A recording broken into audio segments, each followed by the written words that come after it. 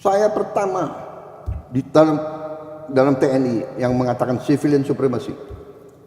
Jadi menurut saya undang-undang TNI itu is a non-issue. Nggak ada niat. Semua pejabat tentara yang akan masuk jabatan-jabatan sipil pensiun dini.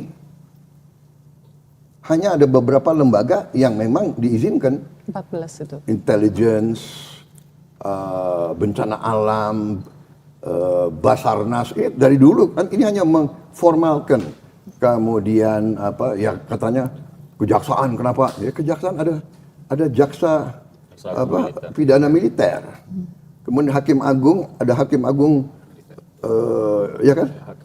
Kamar militer, dan kalau dilihat semua tuh ada reasoningnya. Jadi menurut saya is non issue, itu rakyat juga tahu kok bahwa. Tapi transparansi proses pembahasannya juga akan dipersoalkan. Itu yang memicu demo sebetulnya, Pak. Selain konten ya, selain konten yang dikhawatirkan bahwa ini kita mengarah ke militarisme negara, militarisme ada kotor-kotor lagi kayak zaman Orde Baru. Ya sudah lah, nggak ada itu. Ya. Okay. Nggak ada militarisme apa, ya kan? Militarisme apa? Kenapa orang nggak ribut kalau Thailand itu kudeta berkali-kali kok? Kenapa nggak? Anda ngerti, nggak ada itu.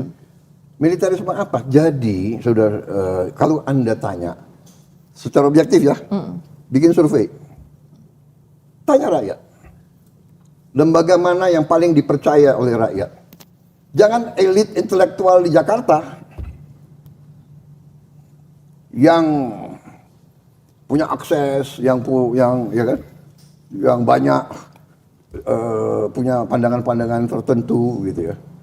Menurut saya bias gitu loh, selalu memandang dengan sakwa sangka, dengan curiga gitu. Memang TNI sih Pak, selama ini survei-survei mengatakan TNI. Cuman ada alasannya kenapa TNI itu nomor 1. Karena sejak reformasi TNI itu kembali ke barak. Itu dan kemudian lahir dari rahim rakyat. Jadi image itu yang membuat TNI itu selalu nomor 1 di survei. Nah dikhawatirkan kalau misalnya makin banyak. Mbak Uni, yang bawa kembali ke barak siapa? Saya mau tanya. Reformasi. Yang bawa kembali TNI ke barak itu siapa? Pemimpin TNI sendiri. Ya. Ya.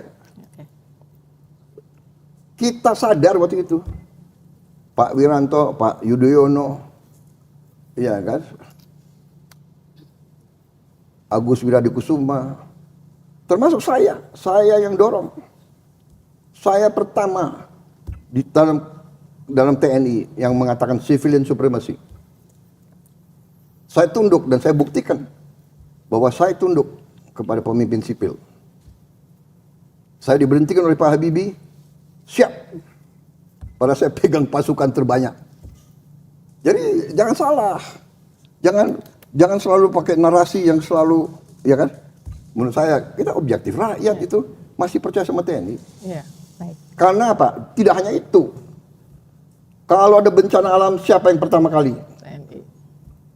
Kalau ada ribuan orang mayat waktu di Aceh, siapa yang angkat? Jadi kita harus objektif yang benar. Siapa yang jaga republik ini? Malam Natal, tahun baru, ya kan? Lebaran, mudik, TNI, Polri, ada kekurangan.